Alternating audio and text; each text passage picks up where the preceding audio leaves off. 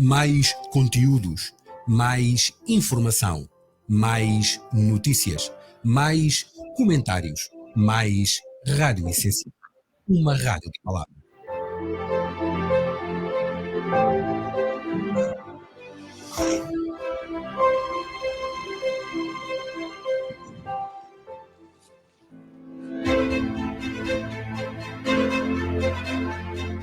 O resumo da semana no programa Dias Andados com Ana Genário.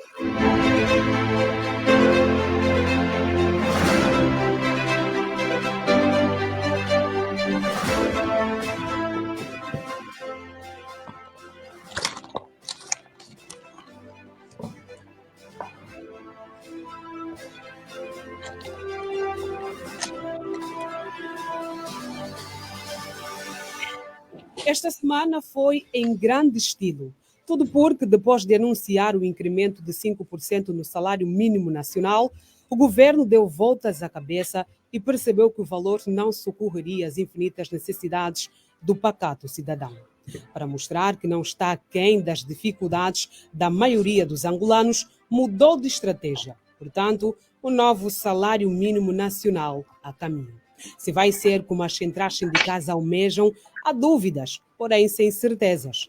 Será uma luz no fundo do túnel para quem tem de acordar todos os dias e ralar para que no final fazer contas e não conseguir sequer comprar um saco de arroz e uma caixa de coxa ao mesmo tempo? Também não sabemos. Ainda nesta semana, o Executivo anunciou que a retirada de subvenção aos combustíveis está para breve. Além da Ministra das Finanças ao Valor Econômico, o Ministro da Agricultura e Pesca também confirmou a um grupo restrito que a mamada vai acabar. Tal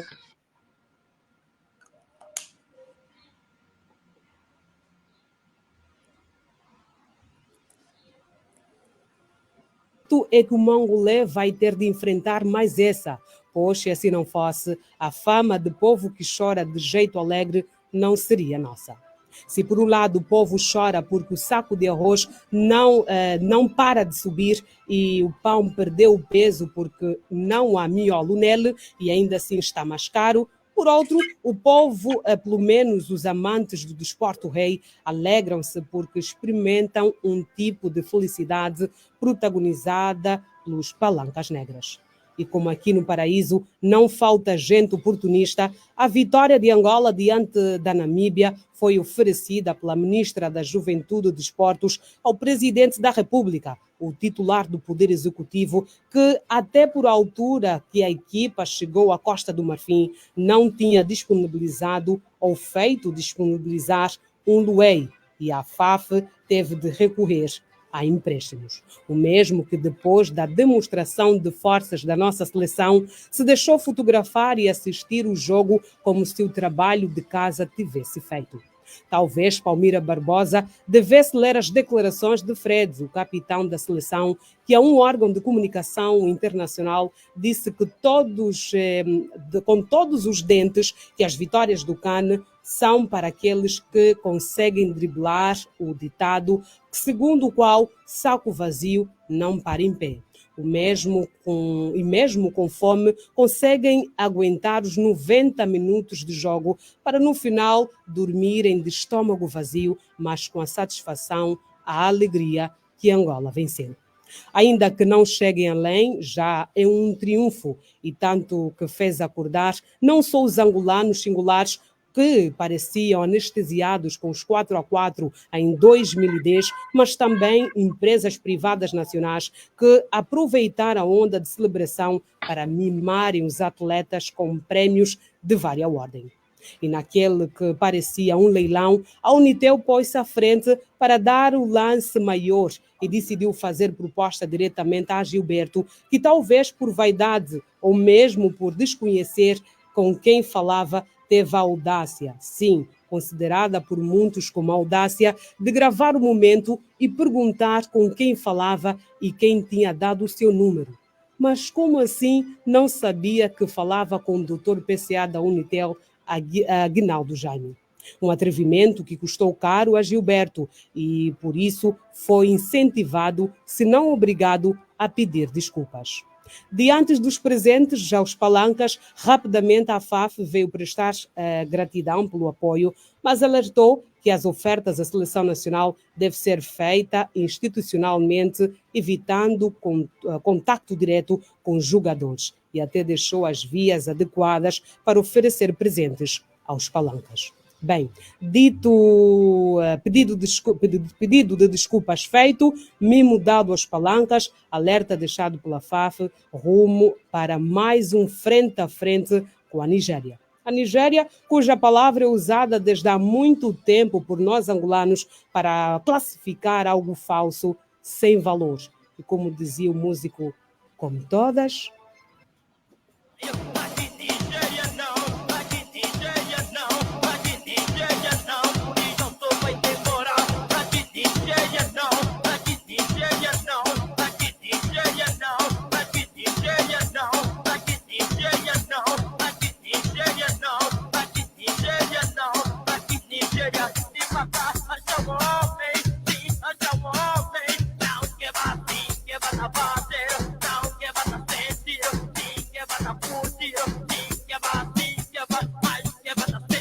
Haja homem, música do codurista angolano Come Todas.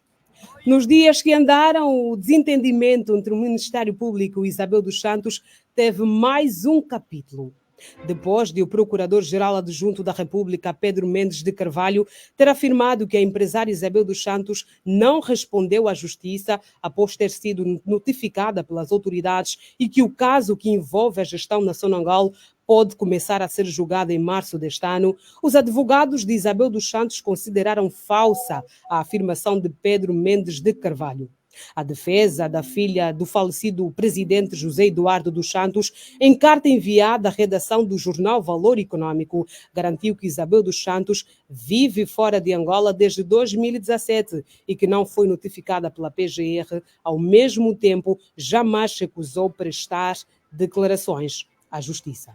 Esse disse-me disse leva-nos à conversa com o jornalista José Gama. Gama, muito boa tarde. Bem-vindo. Quem está a falar a verdade?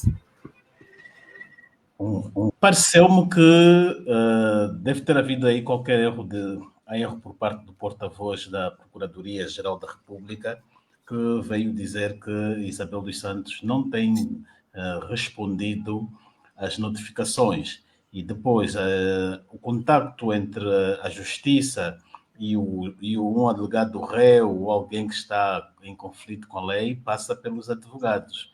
E nós vimos que durante esses anos que a Isabel está ausente do país, tem havido contactos via dos advogados. Ainda a semana passada, os advogados da Isabel dos Santos estiveram na Procuradoria junto ao Tribunal Supremo para dar conta, para se atualizarem do processo, e até lhes foi dado cerca de 3 horas para analisarem um processo de 10 páginas. Portanto, eu estou em crer que o porta-voz da Procuradoria, que fez estes pronunciamentos, deveria estar desatualizado, só que ela acabou envolvendo uma instituição na qual ele responde e faz parte, que é a PGR. Uhum. Os advogados... Sim, vai continuar? Sim, neste caso, ele que está errado. Uhum. Exatamente. Os advogados de Isabel dos Santos dizem ainda que lhes foi dado apenas 3 horas para ler um processo de cerca de 10.000 páginas. Acha que o tempo foi dado de propósito? Sim, porque a PGR levou cerca de 4 anos para preparar este processo e agora está a dar 3 horas aos outros para estudarem aquilo que eles fizeram em 4 anos. Isto é um ato de sabotagem, logicamente. E depois, ela está a dar, a PGR deu o processo para eles poderem ler lá na secretaria deles, não deu para levarem para outro sítio. Geralmente, os advogados levam o processo, uma cópia para casa, para poderem estudar. Agora, ler um documento de 10.000 páginas em 3 horas é humanamente impossível. Portanto, a conclusão que se chega é mesmo que foi um ato de tentativa de sabotagem que a Procuradoria procurou fazer junto dos advogados de Isabel dos Santos. E nestes casos, quando se percebe que foi uma tentativa, como diz aqui José Gama, foi uma tentativa de sabotagem, o que é que se pode fazer? O que é que se aconselha a fazer? Bom, os advogados devem continuar a usar todos os recursos à sua disposição, recorrer e apelar junto às instituições para que possam reverter esta atitude ou iniciativa de darem essas 3 horas para estudar o processo de Isabel dos Santos. Devem necessariamente recorrer. É bem provável que nós temos um país que há muitos erros de burocracia, então é possível que tenha havido aí qualquer falha por parte também das pessoas que recepcionaram ou receberam os advogados de Isabel, e tendo em conta que o caso mediatizou-se e a PGR irá querer sair bem da fita, é capaz de fazer um recuo. E se não fazer, fica-se aqui com a análise de que está-se diante, mais uma vez, de um processo político. Uhum. Exatamente. Que previsão se pode fazer sobre o desfecho deste processo?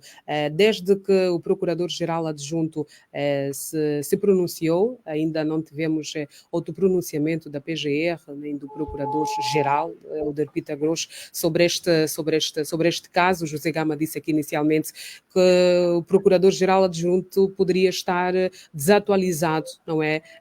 Sobre este processo. O que é que se pode esperar ainda neste caso?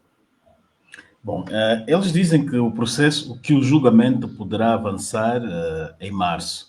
Isabel tem aí cerca de 11 acusações contra si, e uma delas é o do crime de associação de malfeitores.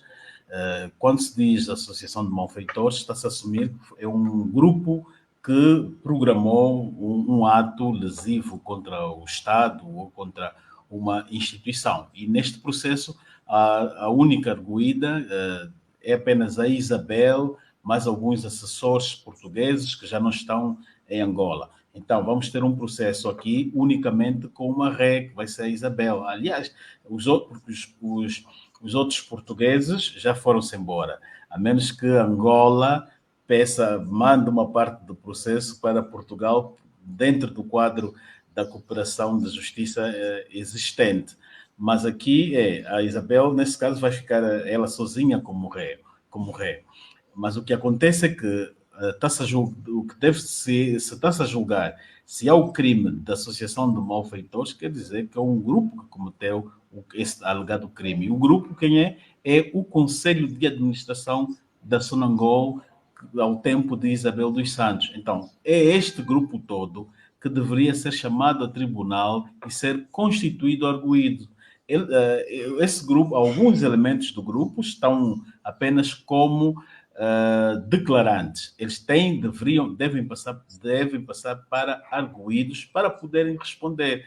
Porque houve na Sonangol, durante a vigência de Isabel dos Santos, ela era uma PCA não executiva, e não executiva, como o próprio nome diz, quer dizer que os poderes executivos estavam com uma outra pessoa, que era o antigo PCE, presidente da Comissão Executiva. Então, todo aquele grupo deveria ser constituído arguído para poder ter um processo aqui justo e equilibrado. Agora, ela sozinha, porque há coisas que, por exemplo, há atas de decisões que a Isabel não participou, não assinou.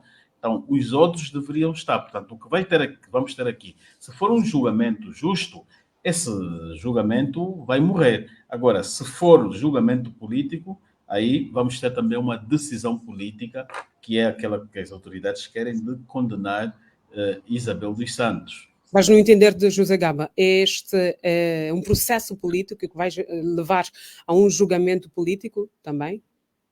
Este é um julgamento político, ninguém duvida disso. Nós vimos logo a Procuradoria na sua fase inicial, depois não basta ver que a exclusão de arguídos todos aquilo que eu disse, os outros réus, ou melhor, os outros administradores da Sonangol, que faziam parte daquele conselho, deveriam ser chamados como arguidos.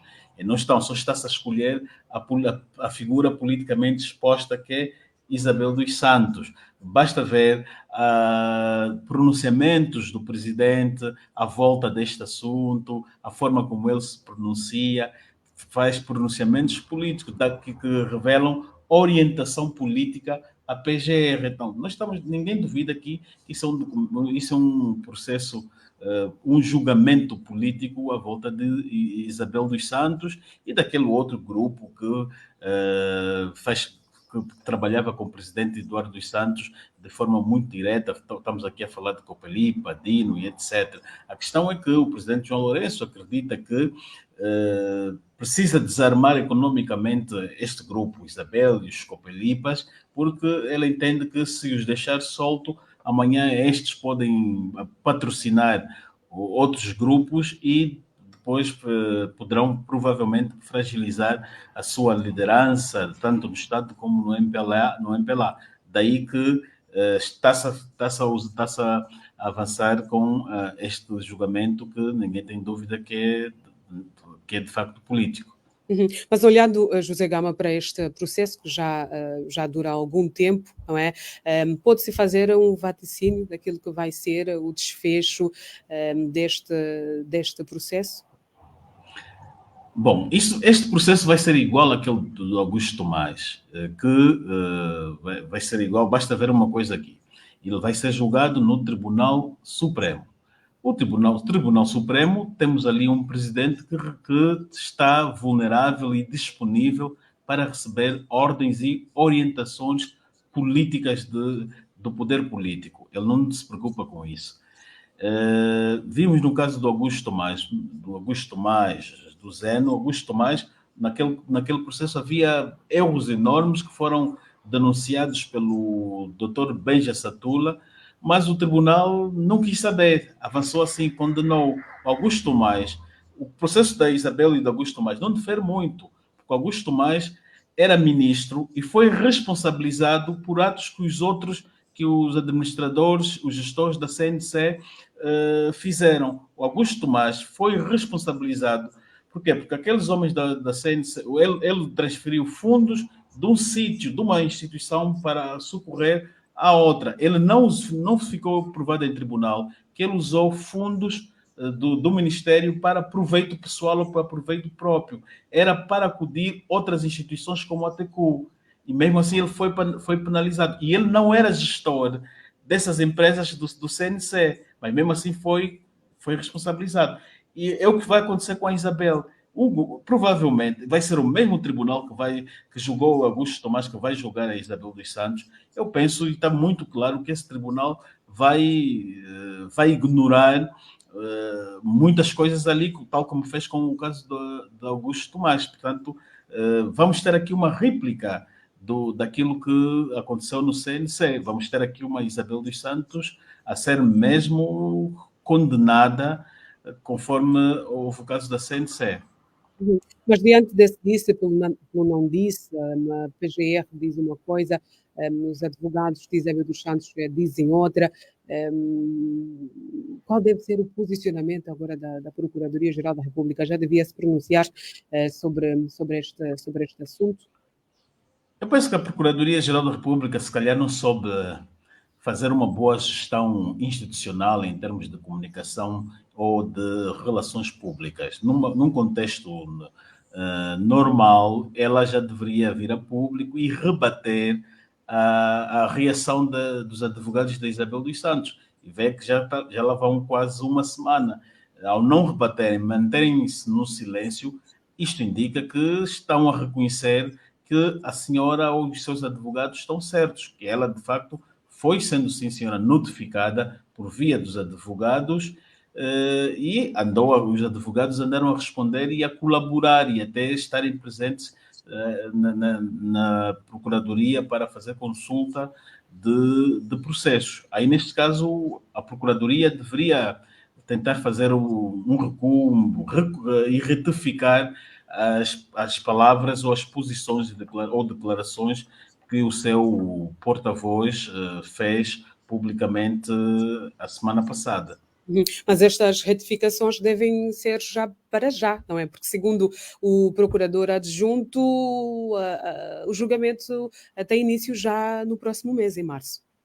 Sim, se a Procuradoria não fez retificação nenhuma, é porque está a consentir, voluntariamente ou involuntariamente, que a reação da Isabel dos Santos está certa, que o erro partiu deles. Se não fosse assim, eles já, nessa hora, já estariam a retificar essa posição. E, aliás, é muito normal fazer uma retificação. Geralmente, os líderes mundiais e de governos em todo o mundo, quando cometem um erro em termos de declarações, o porta-voz ou um alto funcionário depois vem fazer retificação. Da Procuradoria, não, a PGR está a ter dificuldades de vir reagir e rebater as declarações dos advogados de Isabel dos Santos. Portanto, o que vai prevalecer até aqui é a versão agora da Isabel dos Santos, de que, de facto, contactou, de facto, mostrou-se, sim, senhora, disponível para responder. Agora, ela não está no país, né? E nós todos sabemos que ela está em parte incerta, provavelmente no Dubai ou na Inglaterra, não se sabe, mas e é um mandato de captura e no quadro em que ela está, eu penso que ninguém iria querer ir para Angola e depois ser objeto de um julgamento político que, a partida, dá indicadores de ser ele parcial. Mas há esta possibilidade de Isabel dos Santos recuar e continuar onde está? Nós estamos diante de uma justiça que é influenciada pelo poder político, que ninguém confia nela. Eu penso, se tivéssemos uma justiça séria, Isabel se calhar estaria à disposição, mas o problema é que ela não é séria. Vamos então passar para o outro tema. João Lourenço não terá direito a um terceiro mandato, a afirmação é do secretário para a informação do MPLA. Rui Falcão vem afunilar a ideia de quem desconfie, não é? Que o Presidente da República e o próprio MPLA estão a pensar num segundo mandato de João Lourenço. Ou a percepção aqui não deve ser por aí? Eu acredito que há vontade do presidente João Lourenço para um terceiro mandato. Só não há condições. Se nós olharmos nas eleições de 2022, o presidente deu sinais de que gostava e tinha gosto de um terceiro mandato. Ele dizia que em 10 anos não se governa. E quando alguém está a dizer isso, está a dizer que está inconformado com os 2 mandatos, que não vai poder fazer muita coisa nos 2 mandatos e que precisa de um terceiro mandato. Só que as coisas mudaram, há aí cálculos políticos que estão desfavoráveis ao presidente e há sinais de que ele provavelmente esteja a fazer um recuo e não ir mais para um terceiro mandato, porque isso iria requerer a revisão da própria Constituição. Ele já fez uma revisão parcial, creio que em 2020 ou 2021, e a Constituição prevê que as revisões devem ser em 5 anos. E se ele quiser fazer, teria de fazer depois de 2026. Não pode fazer a revisão agora. Tem de ser depois de 2026. E 2026 aí é que teríamos os sinais se ele vai mexer ou não. Agora, 2026 está aí a portas. Agora, ele tem condições também a nível política, a nível do Parlamento, também não, iria precisar da UNITA, porque só com a maioria do MPLA não chega. Então, a UNITA também não estaria interessada numa mudança, ou melhor, ela quer também, nesse aspecto, a UNITA também quer a revisão da Constituição, mas não para alterar ou esticar os mandatos. A UNITA defende uma alteração da Constituição no sentido de devolver o formato anterior, de termos como é que aquilo pode devolver as eleições presidenciais e as legislativas como no passado. Portanto, o presidente João Lourenço não tem condições. Depois é a questão da impopularidade. Uhum. O que é que diz a questão da impopularidade? Quer dizer que o povo já não quer João Lourenço como Presidente da República. É isso que afirma, não é, José Gama? Conseguiu Não perceber? percebi? Falou aqui sobre a questão da impopularidade. Eu ressaltava aqui que se entende que o povo já não quer o Presidente da República. João Sim, basta ver, nós se olharmos para as redes sociais, as sondagens, basta ver também os resultados eleitorais. A Luanda, que é a maior praça eleitoral, o MPLA perdeu. Vê-se que o presidente está num quadro de impopularidade e depois também as pessoas não querem criar um clima de uma situação de passarmos a ter um presidente que depois vai violar ou alterar a Constituição para mais um terceiro mandato, porque isso depois cria um mau precedente, né?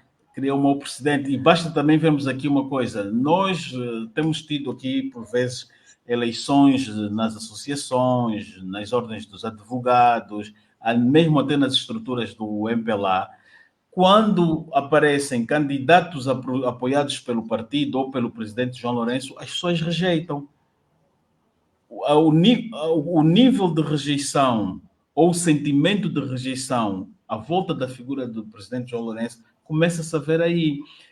Vimos nas eleições da Jota em PLA, não quiseram o candidato da direção, vimos nas eleições da OMA, as senhoras queriam uma candidata, o presidente depois teve que anular aquela candidata e impor a sua. Vimos há pouco tempo nas eleições da Ordem dos Advogados, os candidatos que eram pró-MPLA foram rejeitados, as pessoas votaram para alguém que é desligado ao MPLA. Então, em muitas das associações está um quadro diferente ao passado, em que, quando se sabe que é um candidato do partido ou do presidente, as pessoas votavam abertamente. Nós vimos quando houve umas eleições na FAF, em que foi eleito o Pedro Neto. Pedro Neto só ganhou porque as pessoas sabiam que era o candidato do presidente falecido na altura, José Eduardo dos Santos. Agora o quadro inverteu-se. Candidatos do presidente, as pessoas não estão a querer. Nós estamos a ver aqui, e até tem uma outra reação, a forma como o presidente agora reage, prendendo ativistas, alegando que é insulto a sua pessoa. Isto é o quê? Isto é revelador também da impopularidade. Se o presidente estivesse a gozar de boa popularidade, não estaria a prender ninguém por alegadamente lhe insultarem ou lhe ultrajarem. Se esta política de prender quem está a ultrajar o presidente, por que o presidente está a ser ultrajado? Porque as pessoas estão descontentes.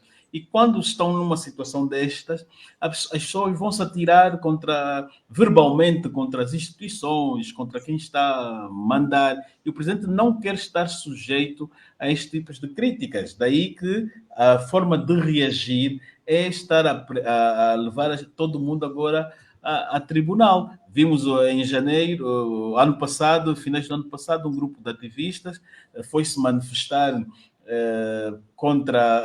por melhores políticas dos direitos humanos, apareceram com um cartaz a chamar o presidente de incompetente, e este grupo de ativistas foi preso. Estava lá o Tanais, o Adolfo, o Campos e outros. Quer dizer, que o presidente não quer, está numa situação de intolerância. Ele tornou-se uma figura intolerante, que não aceita reparos. Se estão a lhe fazer reparos, é porque ele está numa situação de que a sua popularidade está em declínio. Mas é impossível que a questão do segundo mandato de João Lourenço não seja discutida ou motivo de conversa dentro do próprio partido, já que Rui Falcão diz que estas questões não são debatidas dentro do birro político. É possível isso? Sim, porque o MPLA tem uma cultura que é de uma liderança de mando único. O presidente, o que conta é a vontade do presidente. José Eduardo dos Santos, quando a partir de 2014 começou a preparar João Lourenço, ele chegou e disse: olha, o meu candidato é este. E ninguém se opôs. e vai acontecer o mesmo com João Lourenço. Eu acredito que ele não vai ir mesmo mais para um terceiro mandato, não vai esforçar um terceiro mandato que iria requerer a revisão constitucional, fazer alianças com a UNITA, e a UNITA também, no sentido de fazer alianças com a oposição, iria requerer também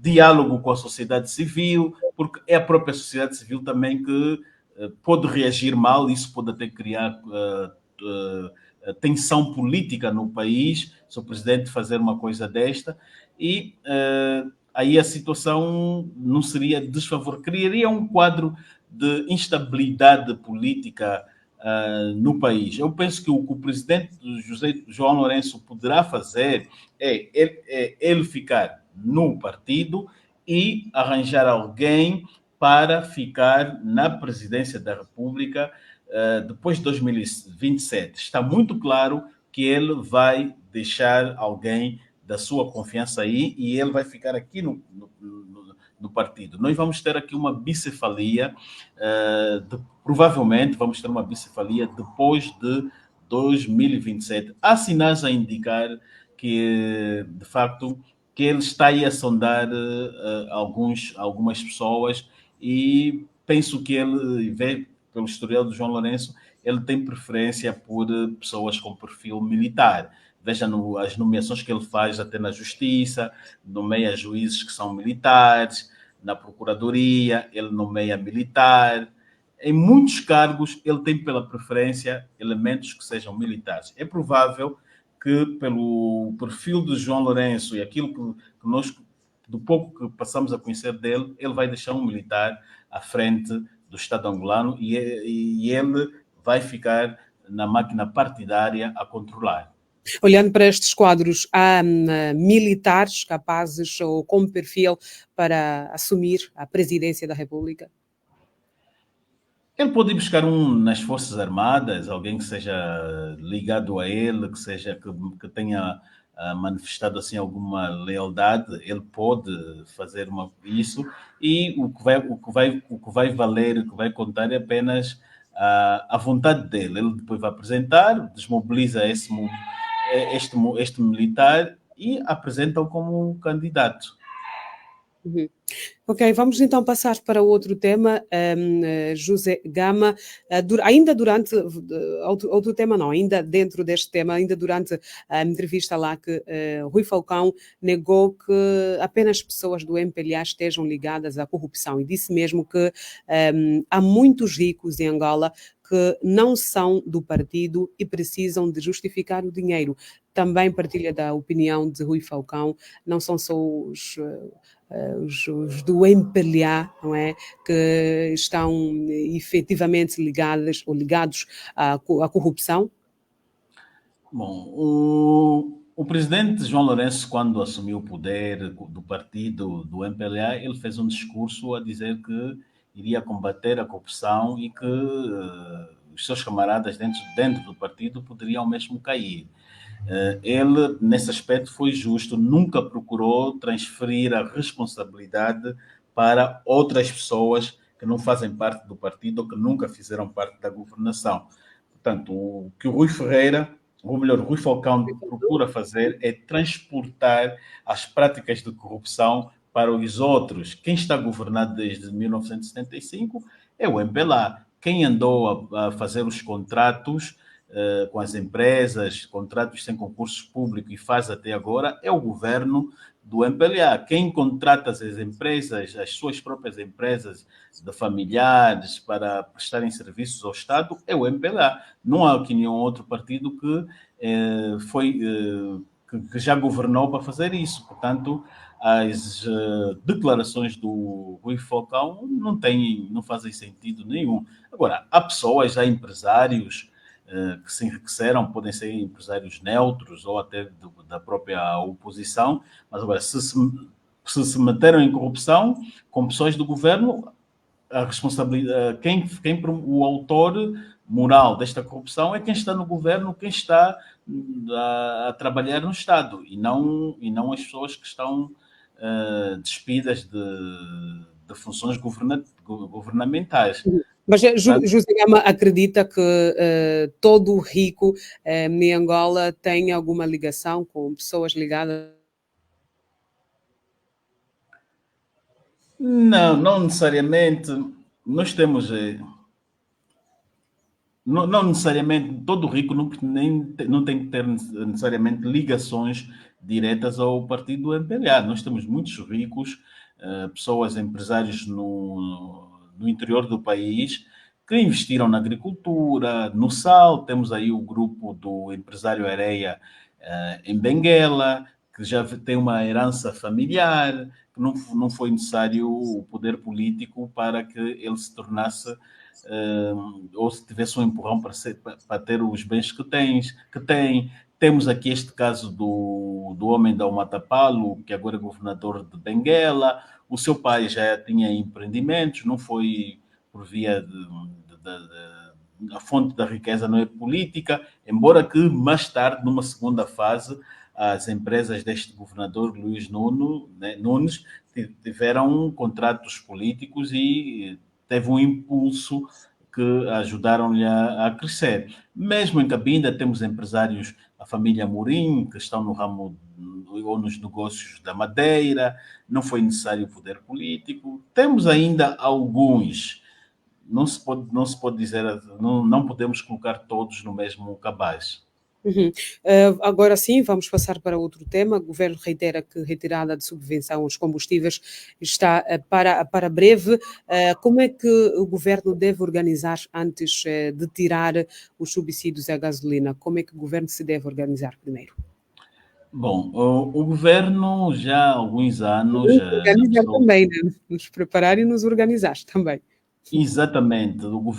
A forma que o governo se prepara é anunciando as pessoas, né? O presidente, no discurso do Estado da Nação, alertou que iria novamente retirar alguma percentagem dos subsídios dos combustíveis, da subvenção estatal nos combustíveis.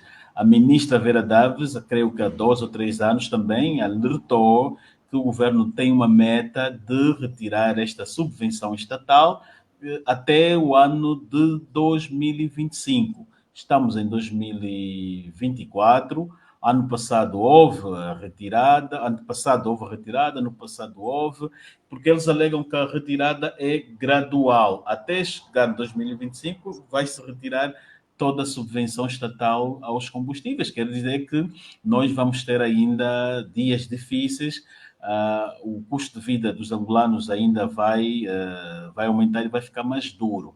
Agora, o problema aqui é que esta medida não está a ser acompanhada com o reajuste dos salários que as pessoas ou os sindicatos têm estado a reivindicar, porque o governo, a retirar esse preço, estas subvenções, encarece mais a vida das pessoas, da família angolana. Isto depois pode causar uma certa tensão social, descontentamento. Penso que a forma correta não é esta. O governo deveria já priorizar o reajuste dos salários dos funcionários. Nós estamos aqui com os salários, com salário mínimo na ordem dos 36 mil kwanzas. Os sindicatos propõem que seja aí por volta de 240 mil kwanzas. Se aumentar os salários dos funcionários da função pública com este valor mínimo que nós aqui citamos, provavelmente as pessoas não vão ver assim, sentir muito impacto quando o governo começar a fazer o seu reajuste do preço dos combustíveis, retirando a subvenção, porque o governo alega que é para estar em conformidade e harmonizar-se com os preços do mercado mundial, internacional. E já mesmo tocou aqui na questão do aumento salarial, este seria o nosso outro tema, e e sob aqui a vista que Angola terá em breve, não é, um novo salário mínimo nacional. Foi anunciado pela Ministra da Administração Pública, Trabalho e Segurança Social, mesmo na mesma semana em que o governo anuncia que a retirada de subvenção à gasolina está para breve. Vem a ministra dizer que Angola vai ter um novo salário mínimo, não dita qual vai ser o valor, não é, nem especifica a data, entretanto diz que está para breve um novo salário mínimo nacional. Um salário mínimo nacional novo, um aumento, né, se aumentar, poderá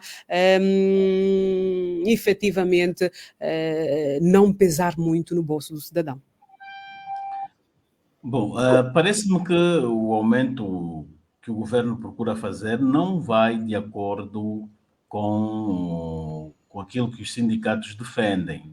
Recentemente, o governo anunciou um aumento de cerca de 5%, e 5% é muito insignificante. O que é que acontece? Nós estamos aqui com uma inflação que já estará na casa dos 20%. Quando ela está com essa taxa, quer dizer que os produtos subiram a 20%. A vida do angolano, a vida do cidadão encareceu mais 20%.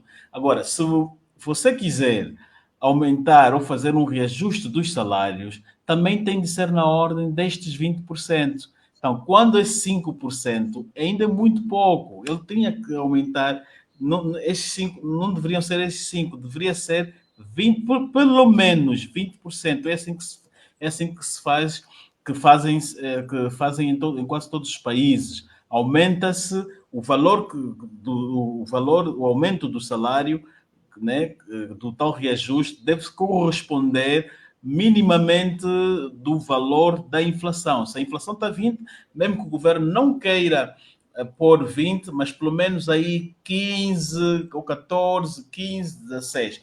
Um valor assim, mais ou menos, para as pessoas terem as suas contas equilibradas. Agora, o governo fez esse anúncio, não se sabe quanto é que ele vai aumentar. Se está a ocultar, quer dizer que ele vai propor um salário mínimo desfavorável àquilo que os sindicatos propõem, porque os sindicatos já estavam anunciando. Ou talvez não, se calhar queira surpreender-nos a todos. Não é? Não, se ele quiser surpreender, já iria surpreender agora, fazer a surpresa agora, porque ano passado, em meados do ano passado, a Federação de Sindicatos prometeu e ameaçou que iria reagir com greves.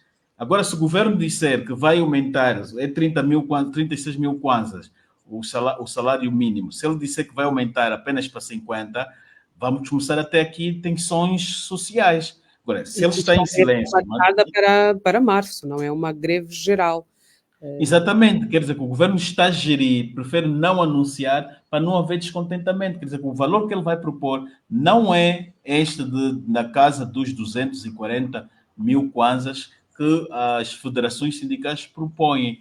Se ele fosse para essa via, se ele tivesse essa agenda, ele iria revelar para pôr já também as pessoas contentes, para também até ajudar na imagem do próprio presidente. João Lourenço começaria-se já a fazer um trabalho de imagem do próprio governo, para mostrar que o governo está a cumprir com as metas, que está a propor até salários que equiparam com aqui os outros da nossa região da SADC.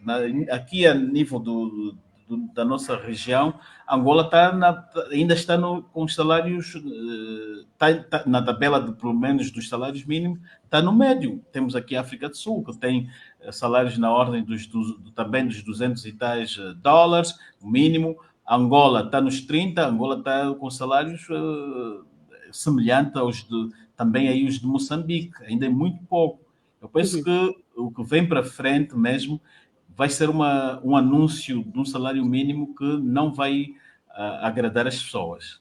Olha, há pouco olhamos aqui o salário mínimo nacional que está para ser aumentado em breve com a subvenção da gasolina. Agora, eu olho para as centrais sindicais que ameaçam greve para março. Acredita que o anúncio deste aumento salarial, desta alteração no salário mínimo nacional, vem mesmo por conta também do anúncio das centrais sindicais que se querem manifestar ou paralisar os serviços em março já próximo? É uma estratégia, acredita ser uma estratégia que o governo cria ou está a criar para acalmar um pouco os ânimos dos trabalhadores nesta altura?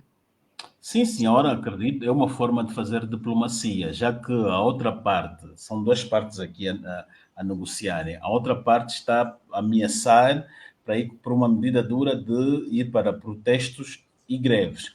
Quando o governo faz o anúncio publicamente dizendo que vai aumentar os preços dos salários, essa mensagem é para quem? Essa mensagem, o destinatário principal é estes sindicatos. Quer dizer, que ele está a procurar atrair os sindicatos para virem se sentar para discutir, porque neste momento o que os sindicatos vão querer é saber, ok, vai-se aumentar quanto? Ele, para ter essa resposta, terá de ir ter com o governo, sentar para discutir. Então, esta é uma forma que o governo fez, usando a diplomacia para atrair o sindicato para poderem sentar e discutir e verem qual é o salário que podem propor. O sindicato tem uma proposta que ele já tirou no ar. Esta não vai estar de acordo com o governo, mas o governo poderá depois propor uma negociação, provavelmente para metade, já que o sindicato propõe 240 mil, o governo depois pode pedir, vamos passar aquilo para 80 ou para 100, ou estar mesmo na casa dos 100, e depois, próximo ano, poderem aumentar ainda mais, ou daqui a 2 anos mais outros 100, podem usar uma proposta nesta vertente. Mas agora, olhando aqui para a realidade socioeconómica do país, qual seria o salário mínimo adequado, deixando de lado a proposta das centrais sindicais? Bom, se nós quisermos estar dentro conforme está os países daqui da SADC, e conforme nós produzimos, nós somos um dos maiores, somos produtores de petróleo, eu penso que no equivalente a $200, que é os 200 mil kwanzas, poderia, numa fase inicial, funcionar. A África do Sul tem isso, tem países mais daqui da região que têm, muitos deles estão nesta ordem de ideia, ou com estes salários, Angola pode avançar com isso. O salário, aliás, os sindicatos, esse valor ou número que eles foram buscar, não está muito distante da realidade daqui da região, até porque é uma boa oportunidade para Angola, porque dentro em breve nós vamos ter aqui uma zona de mercado livre, né, do mercado livre, em que nós vamos ter que harmonizar as nossas economias, as nossas políticas fiscais. Portanto, nós vamos ter que precisar também de harmonizar os nossos salários para estarem também minimamente em conformidade com os daqui da nossa região, os nossos parceiros da SADC e até do próprio continente africano.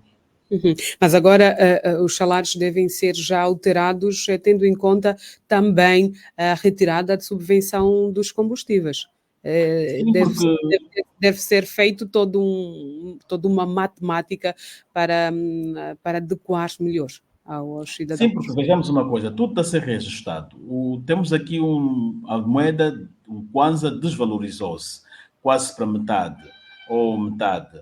Temos aqui uma retirada da subvenção dos subsídios estatais que vai até 2025. Quer dizer, quando retira-se essa subvenção, há probabilidade dos preços, o preço do pão provavelmente subir, dos produtos subirem, vai afetar toda a estrutura econômica. Então, para isso também é necessário que o poder de compra do cidadão passa a ser também reajustado. E a forma de fazer esse reajuste é por via dos salários, porque é o salário do cidadão, que é a sua arma para ele, que lhe habilita a ter o poder dele também atuar no mercado, para ele pagar,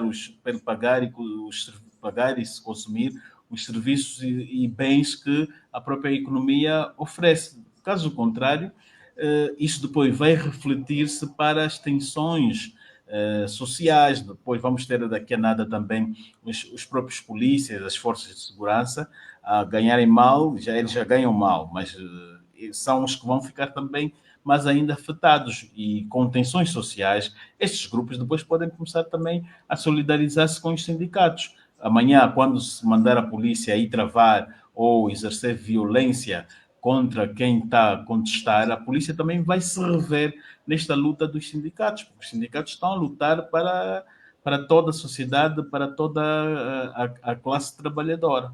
Mas não acha que este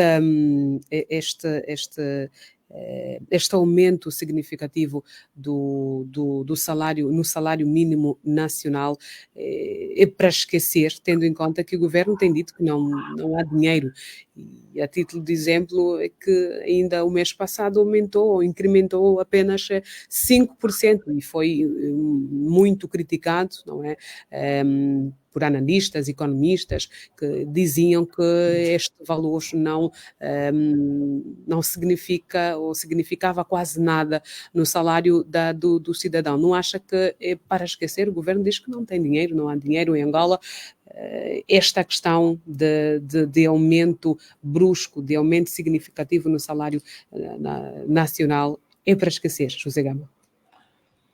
Sim, o governo parece-me que não tem capacidade para pagar um salário conforme os trabalhadores ou os sindicatos querem. Ele não terá essa capacidade. Porque, veja, então nós estamos aqui a sentir que o governo está com sufoco. Basta ver quando ele vai mexer na subvenção, quer dizer que ele precisa daquele dinheiro da subvenção dos combustíveis para outros fins. Então, ele quando vai se meter ali, quer dizer que ele está a ter dificuldades, está com apertos e poderá provavelmente não ter capacidade para corresponder às exigências dos trabalhadores, dos funcionários públicos, quanto ao salário mínimo que está a ser solicitado. Então, os 240 mil que está o Fala-se sindicato... em 250, segundo as centrais sindicais, já não é 240. Fala-se Pois, agora. eu penso que é para esquecer, podem negociar. Eu creio que não vai acontecer aquilo, mas creio que é para esquecer. Pode continuar, estamos a ouvi-lo, estamos a ouvi-lo. Sim, eu acho que é para esquecer, porque é para esquecer, mas pode-se negociar para pelo menos metade agora e outra parte mais tarde, outra parte depois, 2026. É necessário que o governo vá para a mesa das negociações com os seus parceiros sindicais para haver uma boa negociação, haver consenso e também para que não haja tensões, porque se a classe trabalhadora paralisar o país, de fazer uma greve, não trabalhar, vamos ter aqui uma economia parada, nem que for por uma hora ou por 2 horas, vai causar prejuízos enormes para o país. Portanto, a Mas esta solução seria uma boa oportunidade para que o Presidente da República aproveitasse, não é? O tempo que lhe resta de mandato e fazer ainda alguma coisa para os angolanos. Sim, ele tem feito algum esforço em algumas áreas, nota-se, tem procurado diversificar a economia, agora investindo também no campo, tem procurado promover uma certa industrialização de alguns setores no país, Mas e isto vamos ter resultados só muito mais tarde. Eu acho que o presidente, nessa altura, não vai a tempo com que se amanhã seja lembrado como um líder que fez essas reformas e produziu salários dignos aos angolanos. Pelo contrário, vai ser lembrado como alguém que deixou os angolanos ainda no sufoco daquilo que o seu antecessor deixou. Provavelmente um outro, depois de 2027, poderá fazer alguma coisa, mas também vai fazer alguma coisa, mas também com resultados daquilo que foram as políticas de João Lourenço, dar seguimento desta linha de tentar diversificar a economia. Uhum. Vamos então para o último tema desta noite. Angola deixou em 2023 5 lugares no índice de percepção de corrupção, elaborado pela organização não governamental Transparência Internacional. Como é que olha para este avanço? É um avanço, é um ganho para o nosso país? José Gama. Se nós analisarmos, Angola tem estado a melhorar alguns pontos, mas esses pontos ainda não lhe deixam fora do mapa da corrupção. Angola continua estando na linha dos países que praticam corrupção. Agora, a Transparência Ponto a Internacional... ponto se faz uma linha, não é? Não percebi? Ponto a ponto se faz uma linha. Sim, mais à frente pode, porque nós vejamos uma coisa, nós temos aqui a fonte de corrupção nos governos africanos, aqui em África, está na contratação pública, está nos concursos públicos. Nós continuamos a ter concursos públicos não transparentes, que o presidente quer a adjudicação direta. Então, ainda temos aqui uma fonte de corrupção praticada pelo próprio executivo ou impulsionada pelo próprio presidente da República. Então, isto também impede que Angola vá ainda para a lista dos países que já combateram a corrupção. Aliás, e veja o discurso do próprio governo, desde 2017 até a presente data, ele está a dizer que está a combater a corrupção. Quando ele diz que está a combater a corrupção, quer dizer que ela ainda existe. O próprio governo admite que ainda existe. É quando alguém está a combater a malária. Quando tu combates a malária, tens um programa de combate à malária, quer dizer que estás a assumir que a malária existe. O Cabo Verde, vamos para Portugal. Portugal não tem programa de combate à malária. Por quê? Porque não existe. A África do Sul não tem programa de combate à malária. Por quê? Porque não existe. Agora, o que Angola precisa é de ter um programa de prevenção contra a corrupção. Tem que ter um programa de transparência. Ela precisa de transparência porque dentro da transparência ela vai ter a prevenção de corrupção. Agora, Angola está a criar instituições para combate à corrupção também, temos aí na Procuradoria-Geral da República, tem estruturas vocacionadas para tal, e a Transparência Internacional, quando analisa o combate à corrupção ou a percepção de corrupção num país, eles analisam olhando também para a legislação, para o poder judicial. Por exemplo, nós temos um poder judicial ainda eficaz? Não, porque temos um poder judicial que ele próprio também está mergulhado na corrupção. A corrupção saiu do governo, foi transferida para o poder judicial. Temos um poder judicial que ainda é corrupto. Temos programas de corrupção? Criamos, sim senhora, programas de combate à corrupção ou de prevenção à corrupção, mas ela ainda não funciona. Não funciona. Só estes gestos, a Transparência Internacional já dá pontos a Angola por ter uma legislação para prevenir-se da corrupção, por ter aqui um programa de prevenção à corrupção, por haver nos discursos dos dirigentes angolanos vontade de penalizar ou de desencorajar a corrupção. Então, a transparência vai aumentando alguns pontinhos para Angola, quer dizer, diz que Angola está a melhorar aos poucos, né? Mas sempre na linha do combate à corrupção. É nesta forma que eles analisam, vão também ouvindo e tendo acesso a programas, a relatórios das nossas ONGs locais, e a conclusão que há é que Angola precisa de trabalhar ainda mais para sair do quadro da corrupção. E depois há Mas outra coisa aqui, temos uma corrupção, só se está a combater corrupção cometidas antes de 2017. Precisa-se agora de combater atos de corrupção que aconteceram ou têm estado a acontecer desde que João Lourenço chegou ao poder. Nós temos aqui dirigentes que nunca apresentaram as suas declarações de bens. Isto é muito importante. O próprio presidente nunca deu este exemplo. Então, não, Angola, com esta conduta, não pode ainda dar-se de satisfeita quanto a esta luta contra a corrupção. Agora, ela tem que passar de uma fase de 2000, agora de passar do combate à corrupção do governo de Eduardo Santos para agora o governo de João Lourenço. E há casos de corrupção. Há casos de... Aliás, a UNITA fez aí um relatório de destituição do presidente em que apresenta que o presidente aprovou assinou cerca de 80 despachos, tudo a deseducação direta. Aquilo é o quê? A ausência de transparência. A ausência de transparência é a fonte de corrupção. Mas é possível alguém combater a corrupção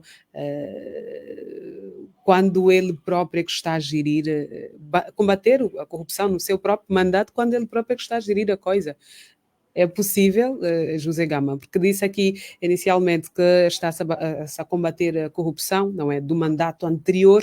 É possível combater-se a corrupção? É possível, mas não há essa vontade de combate. Vimos há pouco tempo, há poucas semanas ou a semana passada, em que forçaram a exoneração de do inspetor-geral do Estado, porque os ministros estavam-se a recusar de serem inspecionados. Nós vimos o próprio discurso do Presidente da República na tomada de posse do novo procurador, do novo inspetor, ele ao dizer que apelar ao outro para não se comportar como o PGR e SIC. O que é que o PGR e SIC fazem? O PGR e SIC tomam medidas de prevenção contra a corrupção. O presidente passou a mensagem a esse novo inspetor, dizendo-lhe que há certas áreas que tu não podes inspecionar. Passou-lhe essa mensagem. Então, está-se aqui, combater isto, nós estamos que nem no tempo da guerra. Fazíamos a guerra para acabar com a guerra. Nós estamos a fazer agora a corrupção para acabar com a corrupção. É a mesma coisa. Bem, nós vamos então agradecer José Gama por preencher, não é? Por preencher este espaço de análise e esperamos contar consigo em próximas oportunidades. Muito boa tarde. Boa tarde, obrigado.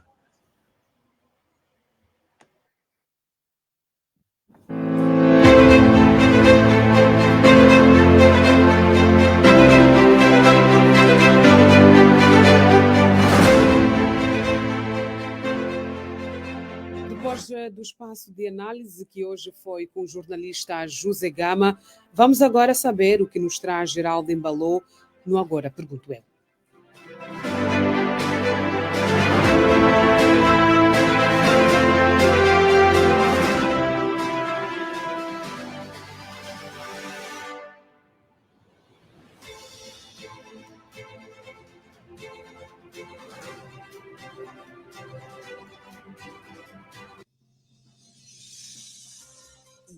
Semanal da atualidade passa por aqui.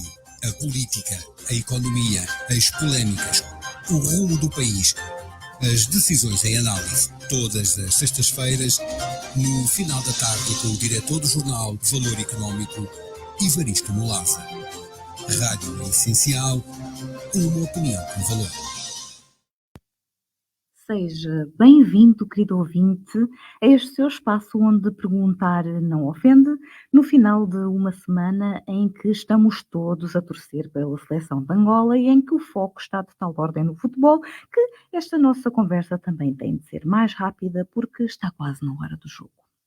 O futebol ocupou grande parte do espaço mediático, quer com a prestação dos palancas que encheu a nação de orgulho e que vale, seja qual for o resultado hoje, quer com a própria consciência dos jogadores que não só deram uma lição aos nossos dirigentes a lembrar de coisas importantes como a fome, como no meio de tanto prémio que já veio tarde e em jeito de aproveitamento do seu próprio trabalho, pediram apenas que a sua claque estivesse lá a apoiar. demonstrando que jogam mesmo para elevar a alma do país. Do lado oposto desse orgulho esteve também o lado feio, o aproveitamento feio em cima do descrédito e esquecimento a que havia sido votada a seleção, e esteve também a Ministra dos Desportos a oferecer de presente qual cheerleader aos pulinhos, à mão que a alimenta, uma prestação que não foi sua e que, por isso, por conseguinte, não tinha o direito de oferecer. Há coisas que realmente não lembram ao diabo. Mais um presente para o Presidente. Imagino, querido ouvinte, que aquele combate à bajulação anunciado no início da era João Lourenço fosse sério, o que seria da criatura?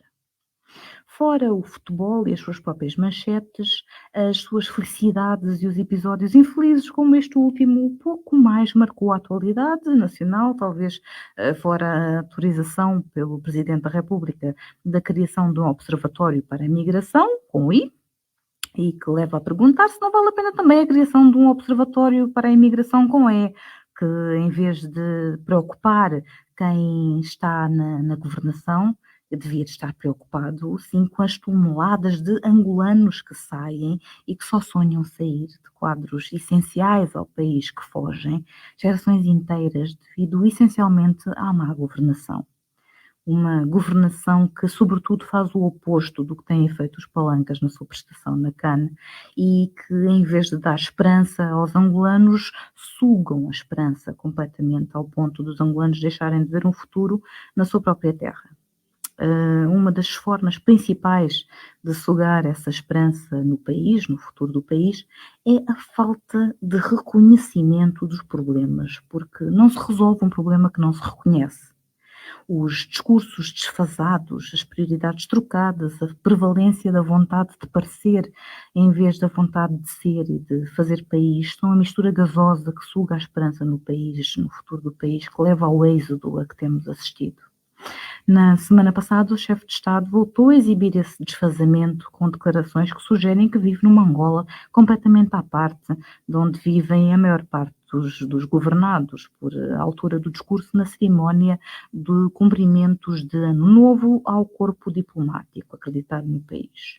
João Lourenço manifestou a convicção de que as conquistas alcançadas por Angola no plano material terão uma sustentabilidade duradoura no quadro da construção do Estado Democrático de Direito e disse, demos, aquele plural irritante de político manhoso que não assume os passivos das escolhas feitas no singular, dizia que demos sequência a algumas das preocupações da nossa nação que têm a ver com a melhoria e consolidação dos direitos, liberdades fundamentais e garantias dos cidadãos, da transparência na governação e proximidade governativa, o combate à corrupção e à impunidade, bem como a necessária independência e harmonia entre os diferentes poderes do Estado.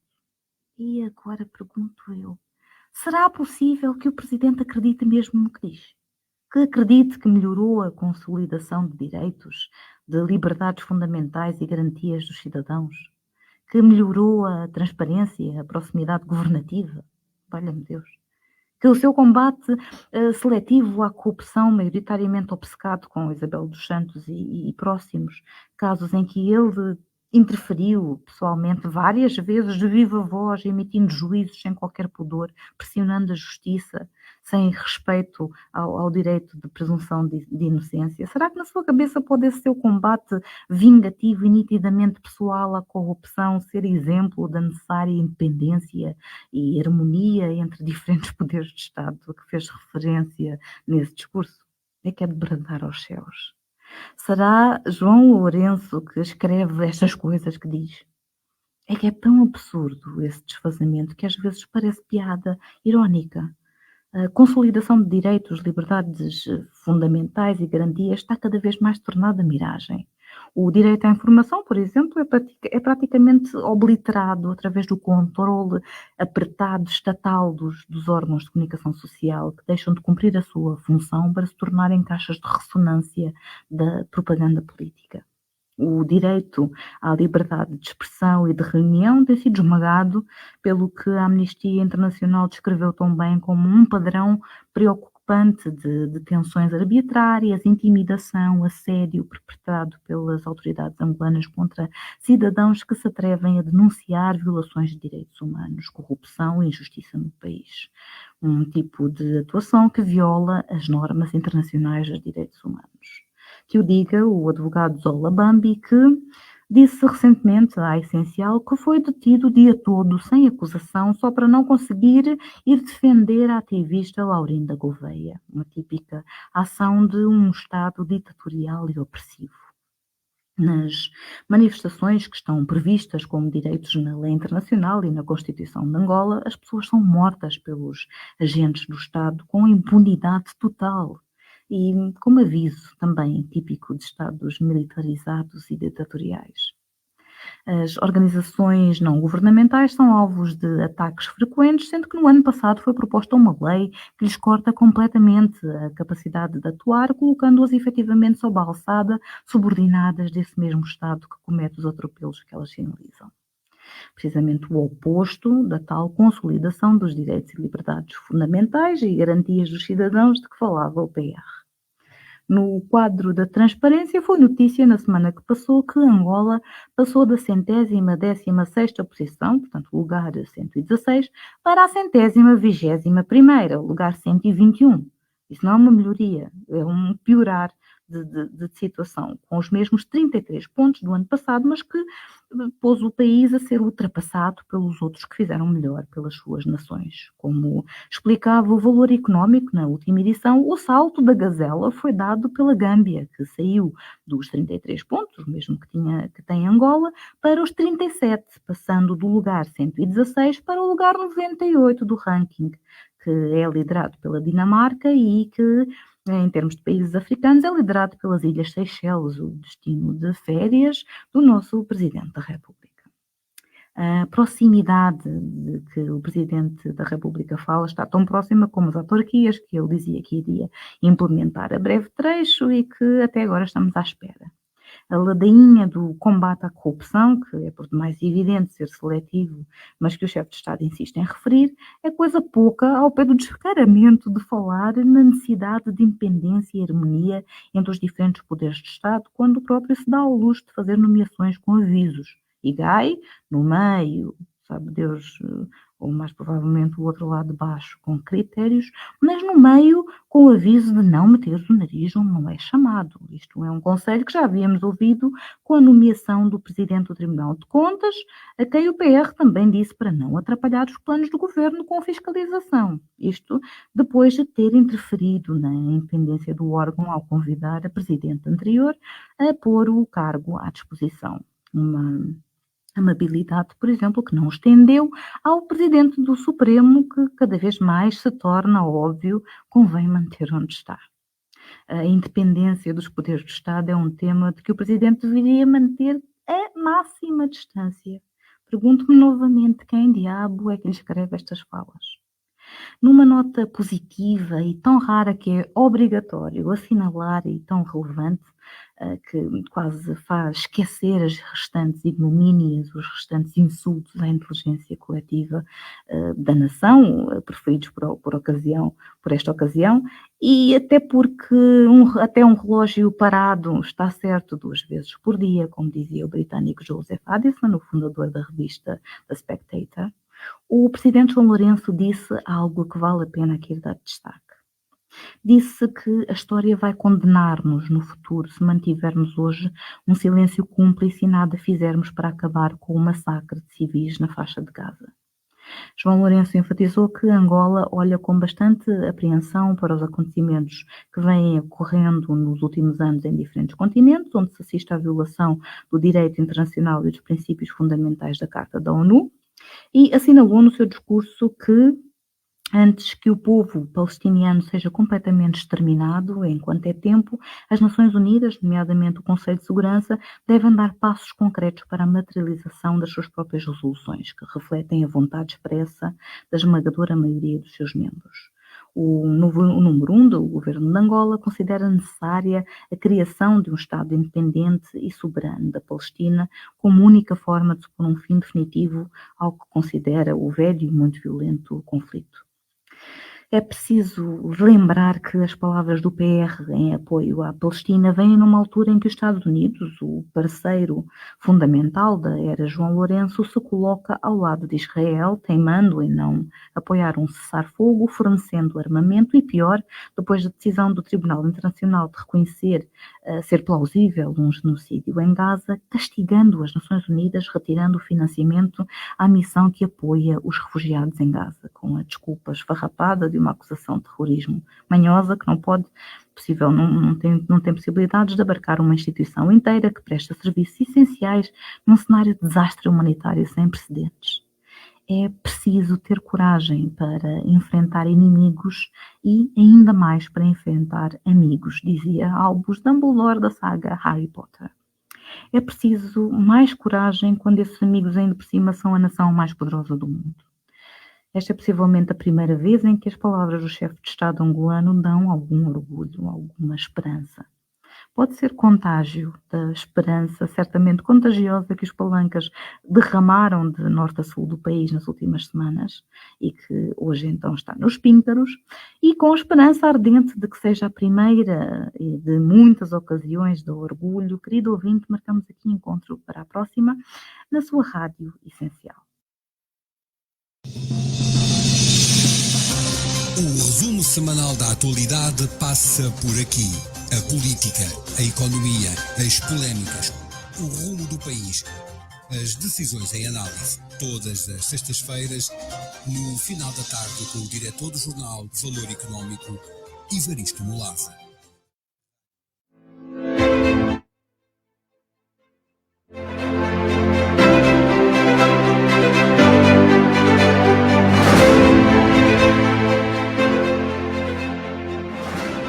Então, agora pergunto eu com Geralda Embalu.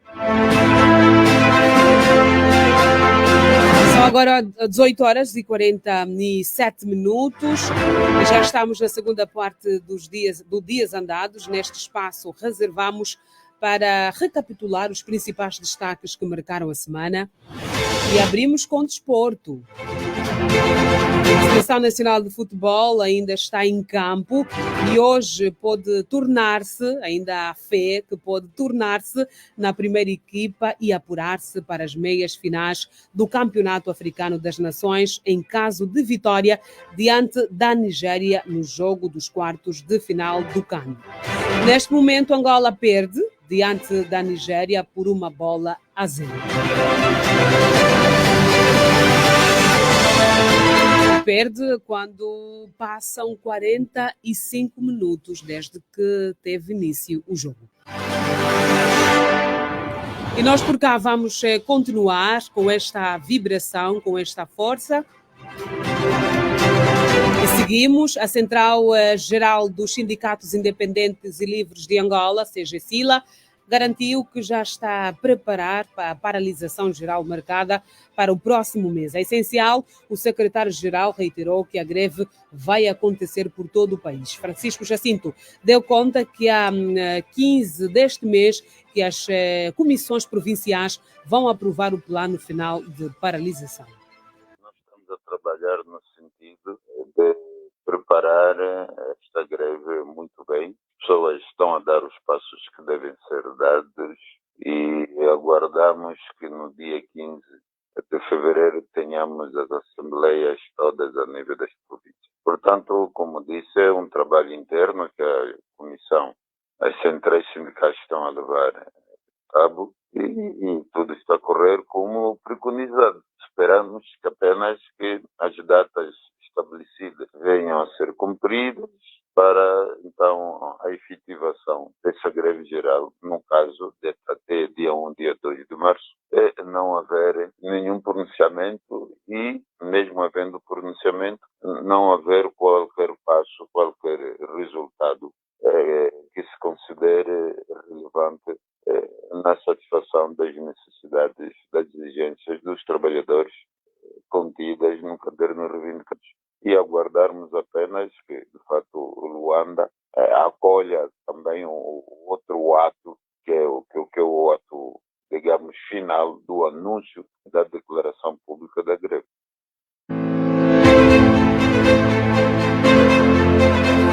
Desde outubro que todos os associados afirmaram o compromisso de já reforçaram, não é, o compromisso de greve. Francisco Jacinto lembrou que a paralisação vai ser total. A paralisação não foi decidida hoje, nem ontem. A paralisação não foi decidida no dia 26, a data do anúncio daquele comunicado de imprensa. A greve foi decidida em outubro. Nós estamos a reiterar sempre, através desse canal da Rádio Essencial. Nós, através de uma comissão de 54 membros, percorreu todas as províncias, as 18 províncias, realizaram conferências provinciais, onde se anunciou e explicou o caderno reivindicativo junto dos trabalhadores, junto de dirigentes, responsáveis, trabalhadores, sindicatos. E todas as províncias, nessa altura, já optaram, já aludiram, já aprovaram a greve geral no país. Portanto, estamos a cumprir agora aquilo que é o estabelecido na lei da greve para se realizar a greve geral. Sobre a paralisação geral na função pública anunciada para março deste ano pelas centrais sindicais, esta quinta-feira, durante o seminário sobre a nova Lei Geral do Trabalho, a ministra da Administração Pública, Trabalho e Segurança Social garantiu que as entidades empregadoras tenham uma posição diferente da proposta apresentada pelos sindicalistas. Teresa Dias garantiu ainda que Angola vai ter em breve o novo salário mínimo nacional. Sem avançar datas, reforçou apenas que o processo de elaboração e aprovação deste salário mínimo nacional está bem avançado. Em resposta, o secretário-geral da CGSILA garantiu que as centrais sindicais não têm conhecimento de nenhum salário que está a ser discutido.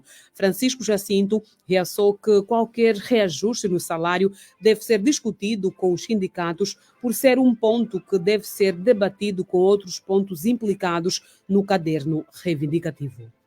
As centrais sindicais não têm conhecimento de nenhum passo que esteja a ser dado para a atualização do salário mínimo nacional nos próximos dias ou nos próximos meses.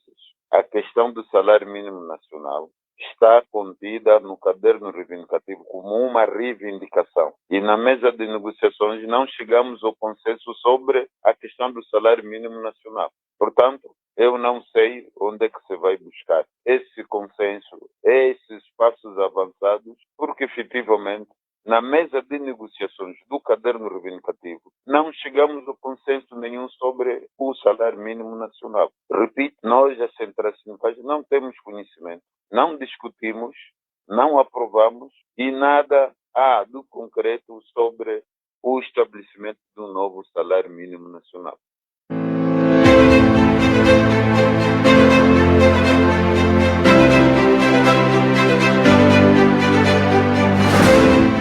Central-Geral dos Sindicatos Independentes Livres de Angola disse não ter recebido nenhuma proposta de novo salário mínimo nacional e garante que está quase tudo pronto para a greve geral marcada para o próximo mês. E os magistrados do Ministério Público que trabalham junto do Tribunal de Relações podem ver os salários mais robustos em comparação a outros tribunais. A nova proposta de lei foi avaliada na Assembleia Nacional. As mudanças no diploma, que altera a lei dos tribunais de relação, foram esclarecidas pelo Ministro da Justiça e dos Direitos Humanos, Marci Lopes. Os magistrados do Ministério Público que têm a categoria de subprocuradores gerais da República recebem um certo salário. E aqueles que não trabalham junto dos tribunais da relação não oferem aquele salário.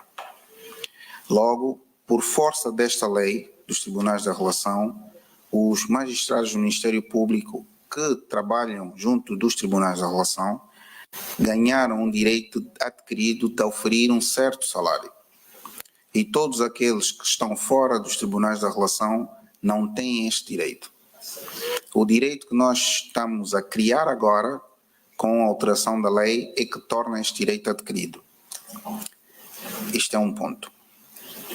O outro ponto é que a lei dispõe sempre para o futuro, não tem efeitos retroativos e não existindo, do ponto de vista legal e orçamental, previsão para o pagamento retroativo de direitos que eles não tinham, a lei não prevê esta possibilidade. Logo, estes magistrados do Ministério Público que não estão nos tribunais da relação, mas que passam a oferir agora, por força desta lei, o mesmo salário que os seus pares oferem por estarem a trabalhar no Tribunal da Relação, vai passar a constar e a vigorar apenas, este direito vai passar a ser apenas direitos deles a partir do momento em que a lei for publicada.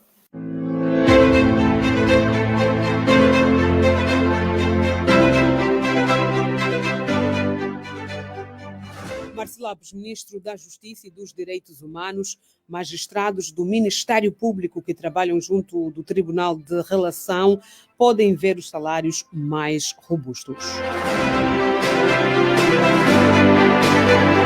Agora já são 18 horas e 56 minutos, é o fim do Dias Andados. Trabalharam Rita Fernando, Tônia Paulo, Nilton Ventura, Ed Coca e Sueli de Melo. Nos despedimos e voltamos à próxima semana.